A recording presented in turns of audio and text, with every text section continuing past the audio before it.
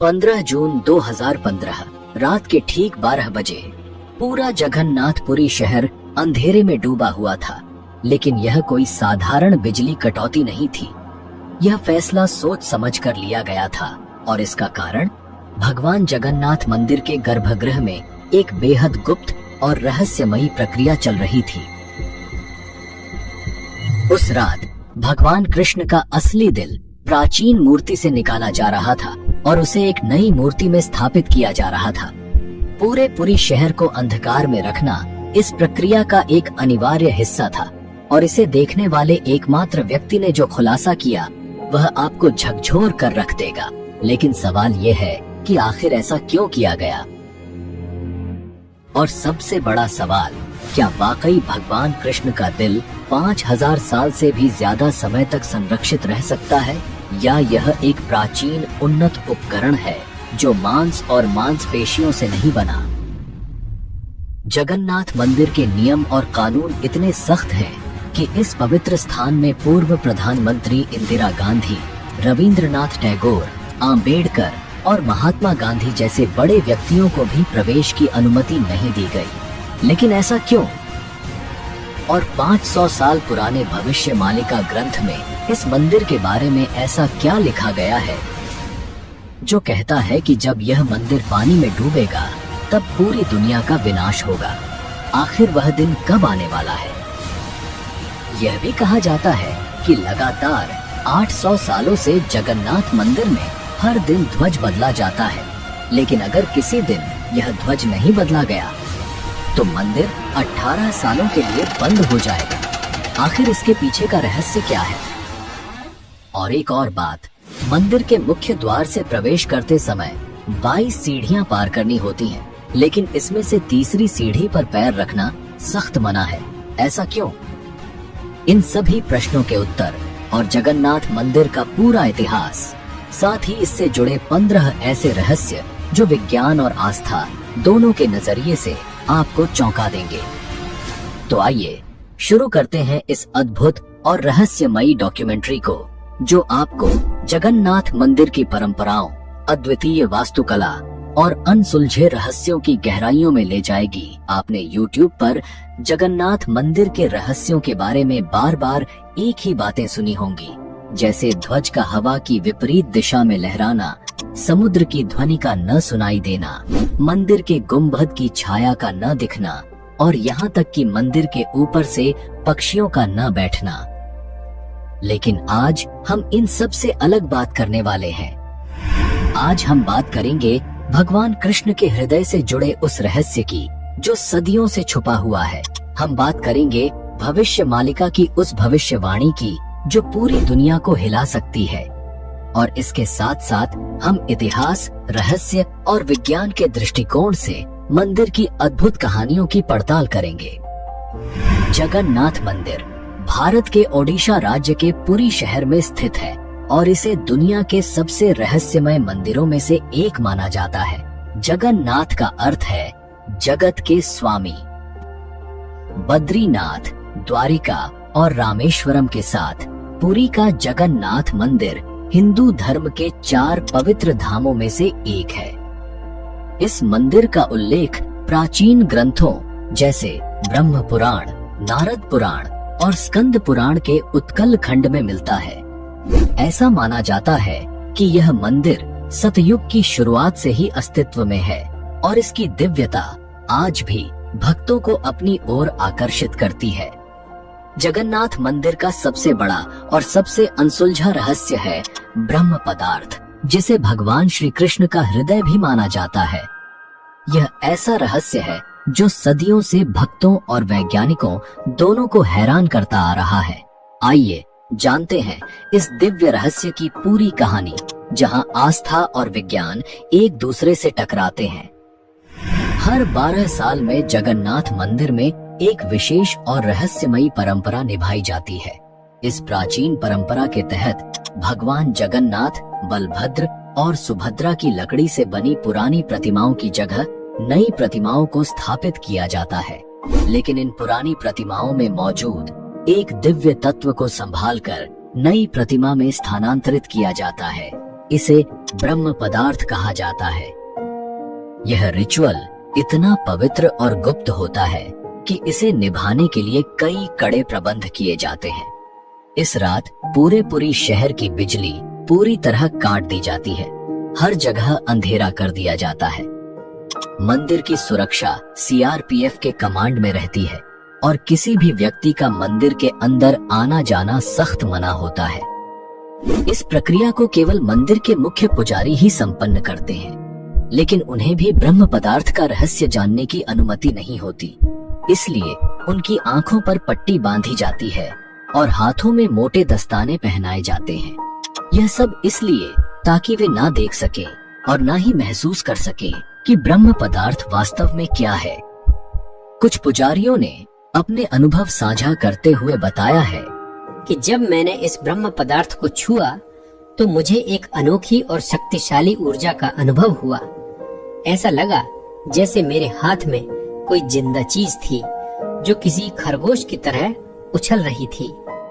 लोगों का मानना है कि यह ब्रह्म पदार्थ और कुछ नहीं बल्कि भगवान श्री कृष्ण का धड़कता हुआ दिल है, जो आज भी 5000 सालों के बाद जीवित है। हम सबके मन में यह सवाल जरूर उठता होगा, आखिर भगवान श्री कृष्ण का हृदय यहाँ कैसे आया और क्या यह सचमुच संभव हो सकता है? इस अद्भुत रहस्य को समझने के लिए हमें समय के पहियों को घुमाना होगा और जाना होगा 3102 ईसा पूर्व में, यानी करीब 5000 साल पहले। एक ऐसा समय जब भगवान श्री कृष्ण ने अपनी लीला समाप्त कर इस पृथ्वी से विदा ली। महाभारत युद्ध के बाद कुरुक्षेत्र की धरती पर फैले लाखों शव और कौरवों के विनाश ने हर व्यक्ति को झकझोर दिया। इसी विनाश के लिए गांधारी ने भगवान श्री कृष्ण को दोषी ठहराया। अपने 100 पुत्रों की मृत्यु के शोक में डूबी गांधारी ने कहा, हे कृष्ण, जैसे मेरे पुत्रों का वंश समाप्त हो गया, वैसे ही तुम्हारा यादव वंश भी आपसी लड़ाई में नष्ट हो जाएगा और 36 वर्षों के भीतर तुम्हारी द्वारका समुद्र में समा जाएगी। 36 वर्षों बाद गांधारी का यह श्राप सत्य साबित हुआ। यादव वंश में आपसी झगड़े और क्रोध में लिपटे एक दिन नशे में चूर यादवों ने एक दूसरे को मारना शुरू कर दिया। इस घटना के बाद द्वारका समुद्र में डूब गई। यह विनाश स्पष्ट संकेत था कि भगवान श्री कृष्ण का पृथ्वी पर समय समाप्त हो चुका है। भगवान श्री कृष्ण जंगल की ओर चले गए। वह एक पीपल के पेड़ के नीचे ध्यान मग्न हो गए। तभी जरा नामक एक शिकारी ने उन्हें हिरण समझकर तीर चला दिया। तीर उनके पैर में लगते ही जरा को अपनी गलती का एहसास हुआ। वह माफी मांगने भगवान के पास पहुंचा। श्री कृष्ण ने मुस्कुराते हुए कहा, डरो मत, यह सब मेरी लीला का हिस्सा है। त्रेता युग में तुम राजा बाली थे। मैंने राम अवतार में तुम्हें छल से मारा था और अब उसी कर्म का परिणाम है कि आज तुम मेरे लिए मृत्यु का माध्यम बने हो। इसके बाद श्री कृष्ण ने योग निद्रा में लीन होकर इस भौतिक संसार को त्याग दिया। जब अर्जुन को इस दुखद समाचार का पता चला तो वह तुरंत पहुंचे और भगवान का अंतिम संस्कार किया। लेकिन चमत्कार हुआ, भगवान का पूरा शरीर पंच तत्व में विलीन हो गया, सिवाय उनके हृदय के। यह हृदय धड़कता हुआ और ऊर्जा से भरपूर जलने से बच गया। यह दिव्य हृदय, जिसे बाद में ब्रह्म पदार्थ कहा गया। अर्जुन ने भगवान कृष्ण के दिव्य हृदय को एक लकड़ी के मंच पर रखा और उसे पवित्र नदी में प्रवाहित कर दिया। यह दिव्य हृदय नदी में बहता हुआ लंबे समय बाद ओडिशा के महानदी तट पर पहुंचा। उस स्थान पर एक सब्र जनजातीय समुदाय रहता था। इस जनजाति के मुखिया थे विश्ववासु। जब उन्होंने इस दिव्य हृदय को लकड़ी के मंच पर तैरते हुए देखा तो वह चकित रह गए। इस हृदय से एक दिव्य चमक निकल रही थी। विश्ववासु ने तुरंत इसकी दिव्यता को पहचाना और इसे नील माधव के रूप में पूजना शुरू कर दिया। उसी समय मालवा राज्य के राजा इंद्रद्युम्न, जो भगवान विष्णु के परम भक्त थे, ने भगवान नील माधव के दर्शन करने की प्रबल इच्छा व्यक्त की। उनकी यह खोज आगे चलकर भगवान जगन्नाथ मंदिर के निर्माण की आधारशिला बनी। लेकिन आगे बढ़ने से पहले इस वीडियो को एक लाइक करके चैनल को सब्सक्राइब जरूर कर लीजिए, क्योंकि ये आपके लिए 1 सेकंड का काम है, लेकिन इससे हमारी काफी बड़ी मदद होती है। मालवा के राजा इंद्रद्युम्न भगवान विष्णु के परम भक्त थे। एक रात भगवान विष्णु ने सपने में दर्शन देकर आदेश दिया कि वह उनकी दिव्य मूर्ति नील माधव को ढूंढे और उनके लिए एक भव्य मंदिर का निर्माण करे। भगवान ने संकेत दिया कि यह मूर्ति नीलांचल की एक गुफा में छिपी हुई है। राजा ने अपने ब्राह्मण पुजारी विद्यापति को नील माधव की खोज के लिए भेजा। कई दिनों की कठिन यात्रा के बाद विद्यापति ने आदिवासी मुखिया विश्ववासु के बारे में सुना, जो एक गुफा में छिपी इस दिव्य मूर्ति की पूजा करता था। विद्यापति ने नील माधव की पूजा की अनुमति मांगी, लेकिन विश्ववासु ने इसे अपनी जनजाति का रहस्य बताते हुए मना कर दिया। विद्यापति ने तब चालाकी से उनकी बेटी ललिता से विवाह कर लिया और इस प्रकार विश्ववासु का विश्वास अर्जित किया। ललिता के माध्यम से विद्यापति ने विश्ववासु को मनाया और उसे गुफा तक ले जाने के लिए राजी कर लिया। यात्रा के दौरान विद्यापति ने चुपचाप रास्ते में सरसों के बीज गिरा दिए ताकि वह वापसी पर रास्ता पहचान सके। जब विद्यापति ने पहली बार नील माधव की मूर्ति देखी तो वह उसकी दिव्यता से मंत्रमुग्ध हो गए। तुरंत उन्होंने राजा इंद्रद्युम्न को इस अद्वितीय मूर्ति के बारे में सूचित किया, लेकिन जब राजा गुफा पहुंचे तो मूर्ति वहां से गायब थी। विश्ववासु ने मूर्ति को छिपा दिया था, यह सोचकर कि राजा इसे अपने साथ ले जाएंगे। इस घटना से राजा इंद्रद्युम्न बेहद दुखी हुए। तभी भगवान विष्णु ने फिर से उन्हें सपने में दर्शन दिए और निर्देश दिया कि पुरी के समुद्र तट पर जाएं। भगवान ने कहा, एक विशाल नीम का पेड़ बहकर आएगा, उसी पेड़ से मेरी नई मूर्ति बनाओ। राजा ने आदेश का पालन किया और समुद्र तट पर अपने सेवकों को भेजा। वहां उन्हें वह विशाल नीम का पेड़ मिला, जिस पर भगवान विष्णु के प्रतीक शंख, चक्र, गदा और कमल उकेरे हुए थे। लेकिन इस पेड़ को उठाना आसान नहीं था। कई प्रयासों के बावजूद पेड़ अपनी जगह से नहीं हिला। अंततः आदिवासी मुखिया विश्ववासु की सहायता से यह पेड़ पुरी तक लाया गया, लेकिन कोई भी कुशल कारीगर उस लकड़ी से नील माधव की मूर्ति नहीं बना सका। कारीगरों ने राजा से कहा, हे महाराज, यह लकड़ी इतनी मजबूत है कि हमारे हथौड़े और छेनी का इस पर कोई असर नहीं होता। कृपया हमें माफ करें, हम यह कार्य करने में असमर्थ हैं। इस स्थिति से निराश राजा इंद्रद्युम्न ने भगवान विष्णु की प्रार्थना की। भगवान विष्णु राजा के सपने में प्रकट हुए और कहा, हे राजा, देवताओं के दिव्य वास्तुकार विश्वकर्मा की पूजा करो, वह यह कार्य पूर्ण करेंगे। राजा ने भगवान की सलाह मानी और विश्वकर्मा की प्रार्थना की। कुछ दिनों बाद विश्वकर्मा एक बूढ़े आदमी के रूप में प्रकट हुए और राजा से बोले, हे महाराज, मैंने सुना है कि आप एक मूर्ति बनाना चाहते हैं। राजा ने पूछा, क्या आप यह कर सकते हैं? विश्वकर्मा ने उत्तर दिया, हाँ, लेकिन मेरी कुछ शर्तें हैं। विश्वकर्मा ने कहा, मैं भगवान विष्णु की मूर्तियां एक बंद कमरे में 21 दिनों में बनाऊंगा। इस दौरान मुझे कोई परेशान नहीं करेगा। अगर किसी ने दरवाजा खोला तो मैं मूर्तियों को अधूरा छोड़ दूंगा। राजा ने इन शर्तों को मान लिया और विश्वकर्मा ने काम शुरू कर दिया। शोर मचाते हुए दरवाजा बंद हुआ। आरा, छेनी और हथौड़े की आवाजें सुनाई दी, लेकिन जब 15 दिन बाद भी कोई आवाज नहीं आई तो रानी गुंडिचा चिंतित हो गई। उन्होंने राजा से कहा, महाराज, शायद वह बढ़ई भूख से मर गया है, हमें दरवाजा खोलना चाहिए। राजा ने मना किया, लेकिन रानी ने जोर दिया और दरवाजा खोलने का आदेश दिया। जैसे ही दरवाजा खुला, सभी हैरान रह गए। विश्वकर्मा गायब हो चुके थे और पीछे केवल 3 अधूरी मूर्तियां थीं। राजा को बहुत दुख हुआ कि शर्त तोड़ने की वजह से मूर्तियां अधूरी रह गईं। भगवान जगन्नाथ के हाथ और पैर अधूरे हैं, बलराम और देवी सुभद्रा की मूर्तियां भी अधूरी हैं। जब राजा इंद्रद्युम्न उन मूर्तियों के पास गए तो उन्हें एक दिल की धड़कन महसूस हुई।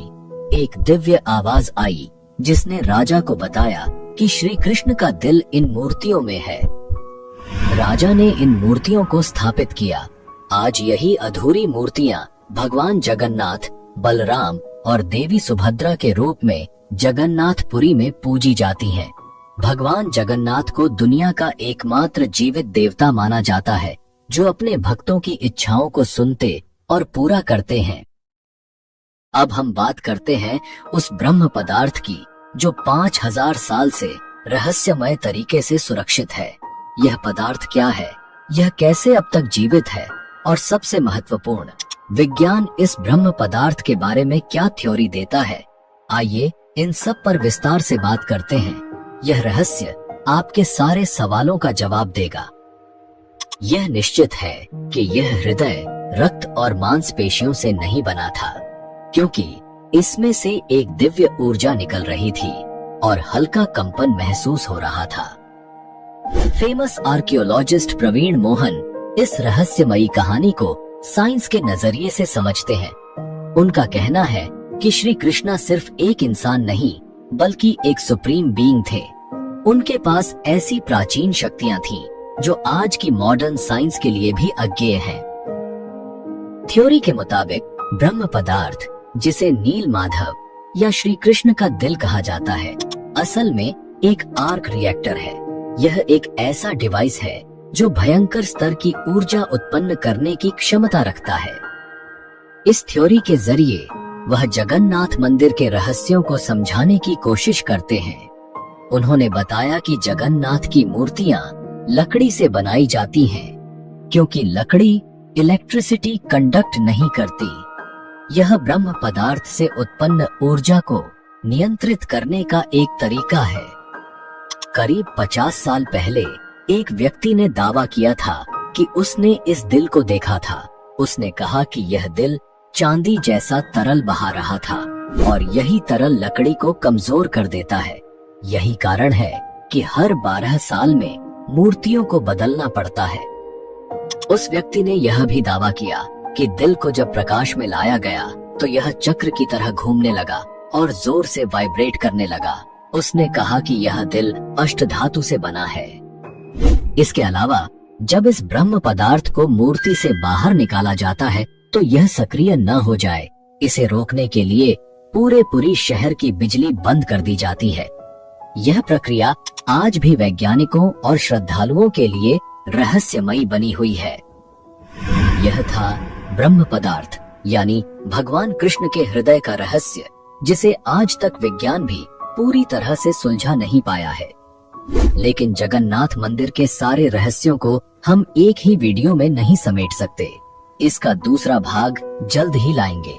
अगले भाग में हम जानेंगे भविष्य मालिका ग्रंथ की उन भविष्यवाणियों के बारे में जो जगन्नाथ मंदिर से जुड़ी हैं। जानेंगे कि हर रोज ध्वज क्यों बदला जाता है, अगर 22 सीढ़ियों में से तीसरी सीढ़ी पर कदम रख दिया तो क्या होता है, सुदर्शन चक्र की वो अद्भुत शक्ति क्या है, और 7 बर्तनों में बनने वाली रसोई का क्या रहस्य है। साथ ही ध्वज का हवा की विपरीत दिशा में लहराना, यह सच है या सिर्फ एक मिथक। अगर आपके मन में जगन्नाथ मंदिर को लेकर कोई सवाल है तो हमें कमेंट में जरूर बताएं, हम उसे दूसरे भाग में कवर करेंगे। तो दोस्तों, आपको यह वीडियो कैसा लगा कमेंट करके जरूर बताएं और चैनल को सब्सक्राइब करना ना भूलें। मिलते हैं जगन्नाथ मंदिर के रहस्यों के दूसरे अध्याय में। तब तक के लिए धन्यवाद। जय हिंद, जय भारत।